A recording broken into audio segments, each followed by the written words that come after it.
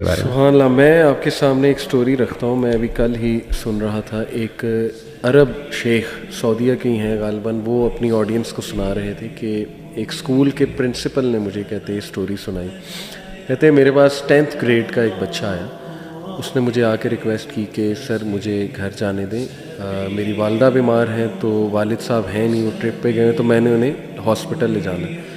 کہتے میں نے اس کا ٹھیک ہے بیٹا, والدہ کمس فرسٹ, ٹھیک ہے آپ بالکل جاؤ, آپ کو چھٹی میں دے دیتا ہوں. کہتے وہ باہر نکلا تو اچانک جو ہے نا ایک گاڑی آئی سامنے سے اور اس نے اس کو مارا. اور مطلب ظاہر ہے اس کا بہت برا ایکسیڈنٹ ہوا, وہ روڈ پہ بیچارہ پڑا ہوا, شور مچ گیا جی کہ ہو بندہ مرنے لگا, بندہ مرنے لگا. کہتے ہیں میں باہر آیا اور باہر آ کے جب میں نے دیکھا تو میری مطلب جان نکل گئی کہ یار یہ بچہ جو ابھی میرے سامنے کھڑا ہوا تھا, سبحان اللہ, اس وقت خون میں لت پت ہے.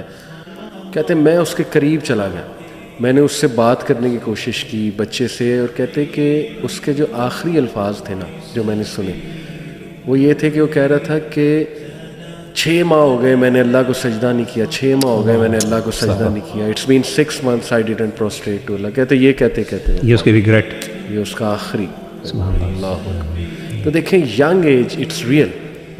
کئی واقعات ہیں. ایک اور میں آپ کو سناتا ہوں, اللہ معاف کرے, ایک امریکن بردر ہے, اس نے سنایا کہ اس کی کلاس فیلو, اس کو وہ بڑا سمجھاتے تھے یونیورسٹی میں کہ حجاب نہ اتارو, حجاب کرتی تھی, اور وہ کہتی تھی کہ نہیں مجھے زبردستی کرایا جا رہا ہے. کہتے ہیں ہم نے بڑا انہیں قائل کیا کہ دیکھو نہیں اللہ کے احکامات کے خلاف نہ, جو اللہ کا حکم ہے یہ. انہوں نے کہا دیکھو جی میری شادی ہو جانی, اس کے بعد تو میں نے حجاب کرنا ہی ہے ساری, ٹھیک ہے, تو ابھی مجھے انجوائے کرنے دو, مجھے ذرا لائف کو ایکسپیرینس کرنے دو, ایکسپلور کرنے دو, ٹھیک ہے نا. I want to do clubbing and things like that. He said ہم نے بڑا سمجھایا لیکن یہ کہ بس اللہ کی طرف سے اس کی قسمت میں نہیں تھا. She went to club and she died right outside. اس کو جو موت آئی وہ کلب کے باہر آئی, حجاب کے بغیر. تو دیکھیں کتنے ہمارے سامنے سائنز ہیں, کتنی عبرت ہے. اور وہ واقعہ بھی آپ نے سنا ہوگا کہ ایک لڑکا پورنوگرافی سپلائر تھا, مفتی بینک نے پورا اور دیکھیں وہ اس نے کتنے لوگوں کو سپلائی کر دیا. اس کا کارڈ لگا ہوا ہے اس پہ, سبسکرپشن ہوتی ہے, پھر اس کی طرف سے ای میلز دوسروں کو آتی لیکن وہ چیز چل رہی ہے, پورن ای میلز جو ہے نا وہ جیسے کسی نے بڑی زبردست بات کی نا کہ کتنا خوش نصیب آدمی ہے کہ وہ دنیا سے رخصت ہو جائے, اس کے اچھے اعمال جو ہیں وہ رکے نا, اور وہ کتنا بد نصیب آدمی ہے جو دنیا سے چلا جائے لیکن اس کے برے اعمال جو ہیں وہ ختم نہ ہو. تو یہ انسان نے جب اس طرح کے کام کیے ہوں تو وہ رکتے نہیں ہیں. مطلب میں سوچتا ہوں یوٹیوب پہ جو میوزیشینز ہیں اور یہ جو ابھی اپنے ویوز پہ بہت فخر کرتے ہیں, مطلب یہ بات تو کسی سے ڈھکی چھپی نہیں ہے کہ یہ گناہ کا کام ہے. اور یہ جتنے ویوز ہیں, یعنی کہ ابھی تو وہ اس کو دیکھتے ہیں ایز فیم, ایز مونیٹائزیشن, لیکن اندازہ لگائیں کیا ان لوگوں کو خلد ہے, ایٹرنٹی ہے, نہیں ہے. یہ جب جائیں گے تو پھر یہ ملینز, اللہ معاف کرے, واپس نہیں لے سکتے آپ ویڈیوز, یہ ملین ویوز کتنے ملین گناہوں میں بدلیں گے. یعنی کہ یہ بڑی فکر کرنے والی بات ہے. صحیح بات ہے, بہت فکر کرنے والی. پھر کچھ گڈ ڈیتھس میں آپ کو بتاتا ہوں. میں نے کل ایک ویڈیو دیکھی یوٹیوب پہ, ایک اولڈ بابا جی ڈیتھ کے ٹائم پہ اونچی اونچی اذان دے رہے, اللہ اکبر اللہ اکبر, پوری اذان دی انہوں نے, حی علی الصلاۃ حی علی الصلاۃ حی علی الفلاح حی علی الفلاح, اور جیسے انہوں نے اللہ اکبر کہا ان کی ڈیتھ ہو. یعنی میرے خیال میں وہ ہوں گے جو اذان دیتے ہوں گے مساجد میں, ان کو شوق ہوگا. تو دیکھیں انکانشیسلی وہی چیز جو ہے وہ سامنے, سبحان اللہ. پھر میں دیکھ رہا تھا کہ ایک سٹوری وہ بھی ایک شیخ نے سنائی کہ ایک بچہ تھا, اس کو قرآن حافظ تھا. اس کو نا امام مسجد نے کہا کہ بیٹے ماشاءاللہ تمہاری اب قرات بھی بہت اچھی ہو گئی, اور یہ کہ تمہارا قرآن بھی بڑا اچھا ہے, تو تم صبح فجر کی نماز کراؤ. کہتے وہ گھر آیا اتنا خوش, اپنے والد کو بتایا کہ ابو صبح میں نے فجر کی نماز کرانی. والد بھی بڑا خوش, ماشاءاللہ بیٹا یہ تو میری خواہش تھی. اور فجر کی نماز پہ والد اس بچے کو اٹھانے گیا کہ وہ بڑا خوش ہے, چلو اب ٹائم ہو گیا, بچہ فوت. یعنی جو لاسٹ اس کی انٹینشن تھی یہ خوشی تھی کہ میں نے جی فجر کی جماعت جو ہے نا وہ کرانی. سبحان اللہ. تو yes there are stories of good deaths. تو آپ کو میں چاہوں گا اگر آپ کے سامنے کوئی ایسی اسلاف کی لائف سے ہیونگ اے گڈ اینڈ یا کوئی عبرت ناک ایسی چیز, تاکہ ظاہر ہے اس سے بڑی موٹیویشن ملتی ہے, تو آپ بھی ضرور جو ہے وہ اس میں ایڈ کیجیے. ٹائم لے لیں. مجھے جو ایک سٹوری پتہ ہے وہ نہر پہ لاہور میں ایکسیڈنٹ ایک ہوا تھا, تو کسی نے نریٹ کی تھی کہ بائک پہ 3 دوست جا رہے تھے. تب نہر پہ, جو نہر کی دوسری والی سائڈ ہے لیفٹ سائڈ پہ, تو کافی وہ کھائی سی ہوتی تھی جو گراؤنڈ ابھی بھی ایسے ہی ہے. وہ 3 دوست جا رہے تھے, کہیں غالباً اوور اسپیڈنگ کر رہے تھے, اور اگر بائک پہ جا رہے تھے اور دوست تھے تو غالباً وہ ارلی ٹینز میں ہوں گے یا 20s میں ہوں گے. اگین ڈیفائنگ دا پوائنٹ کہ جی ڈیتھ لیٹ آئے گی جب ہم بوڑھے ہوں گے, نہیں وقت دیکھ کے نہیں آتی ڈیتھ. صحیح. تو بائک ان کی کہیں اس کھائی میں گری, وہ گرے, اور ان میں سے جو ایک تھا وہ بچ گیا, اس کی ٹانگیں ٹوٹ گئیں, باقی 2 کی ڈیتھ ہو گئی. اور جو ایک بچ گیا اس کا ریگریٹ ابھی تک یہ ہے کہ جو آخری الفاظ تھے ان دونوں دوستوں کے, وہ جو بہن کی گالی ہوتی ہے وہ ان کے منہ سے نکلے.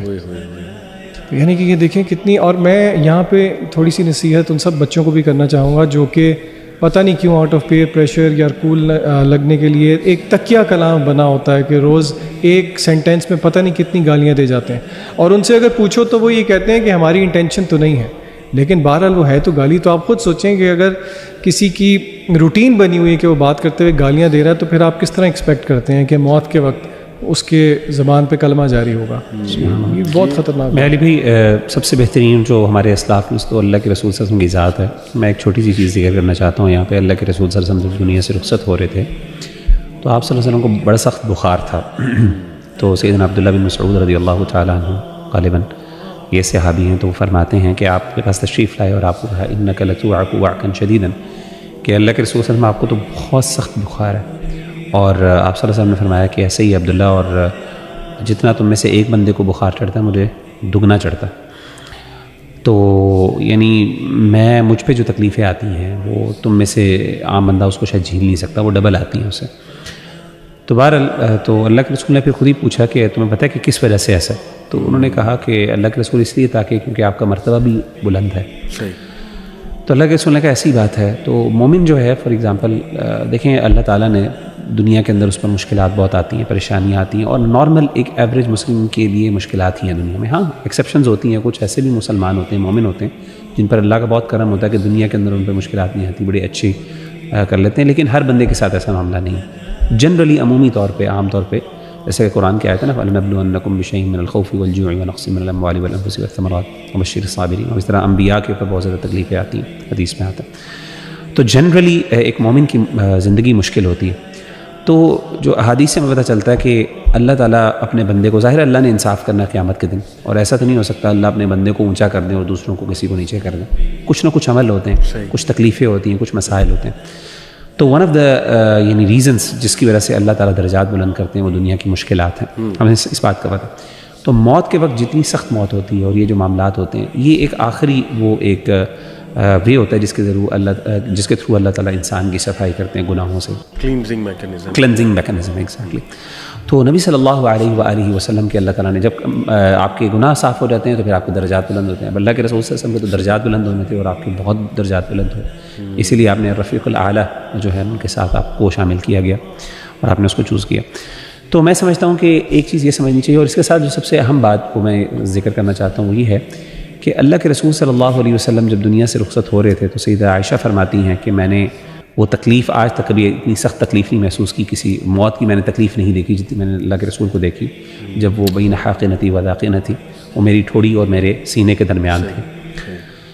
تو اس وقت اللہ کے رسول صلی اللہ علیہ وسلم کو جو ہے نا تکلیف تھی, تو آپ بار بار پانی مانگتے تھے اور ہاتھ میں یعنی اپنا ہاتھ گیلا کرتے تھے, اور بلکہ حضرت عائشہ اور جو آپ کی وائف موجود تھی وہاں پہ وہ آپ کا سر پہ پانی ڈالتی تھی. گرمی تھی بہت سا, بخار تھا بڑا سخت, اور آپ کا ماتھا ٹھنڈا کرتی تھی. اسی موقع پر ایک بڑا پیاری سنت جو نبی صلی اللہ علیہ وسلم کی تھی وہ مسواک کی, کہ ایک صحابی داخل ہوئے تو ان کے ہاتھ میں مسواک تھی. غالباً سیدنا ابو بکر تھے رضی اللہ تعالیٰ عنہ, یا سیدہ عائشہ کی کوئی ریلیٹیو تھے, تو ان کے ہاتھ میں مسواک تھی.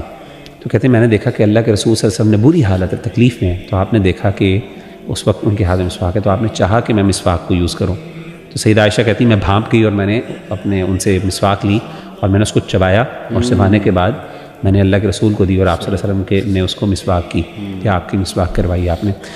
تو اور اس سے یہ بڑی فضیلت کی بات ہے کہ اللہ کے رسول صلی اللہ علیہ وسلم کے منہ میں آپ کا جو تھا لعاب تھا, یہ جو آپ کا اس سے کہتے ہیں نا سلائیوا, وہ آخری وقت میں مکس ہوا. یہ سیدہ عائشہ اس پہ فخر کیا کرتی تھی, بہرحال آپ کی بیوی تھی. تو جو تکلیف تھی اس میں بھی اپنی صفائی کا خیال رکھنا, اور اس کے بارے میں یعنی اس بارے میں کنسرنڈ ہونا کہ یعنی مسواک کے بارے میں، اور یہ کتنی بڑی بات ہے. یعنی اس وقت تو انسان ان چیزوں کے بارے میں سوچ ہی نہیں سکتا، یار میں کیسا لگ رہا ہوں، میرے کپڑے کیا ہیں، کیا اسمیل آ رہی ہے، یعنی لیکن اعلیٰ مثال اور اعلیٰ یعنی جسے کہتے ہیں best example for us to follow. سبحان اللہ. تو آخری چیز میں یہ کہوں گا کہ انشاءاللہ کہ اللہ کے رسول صلی اللہ علیہ وسلم کی جو یہ ایک اور حدیث ہے کہ اللہ تعالیٰ اپنے بندے پسند نہیں کرتا کہ ایک بندے کو، ایک مومن بندے کو موت آئے. جیسے کہ حدیث ہے، یہ صحیح بخاری کی حدیث ہے. آپ نے فرمایا کہ حدیث میں آتا ہے، آپ نے فرمایا، یہ صحیح بخاری کی حدیث ہے کہ حدیث قدسی ہے کہ آپ نے فرمایا کہ وما ترددت عن شيء انا فاعله ترددي عن نفس المؤمن يكره الموت وانا اكره مساءته. کہ مجھے سب سے زیادہ اللہ تعالیٰ کو کسی بات پہ تردد نہیں ہوتی، ہیزیٹیشن نہیں ہوتی. یعنی امیجن کریں کہ اللہ کو ہیزیٹیشن، تصور نہیں کسی بات کا، اللہ کو کیسی ہیزیٹیشن ہو سکتی ہے.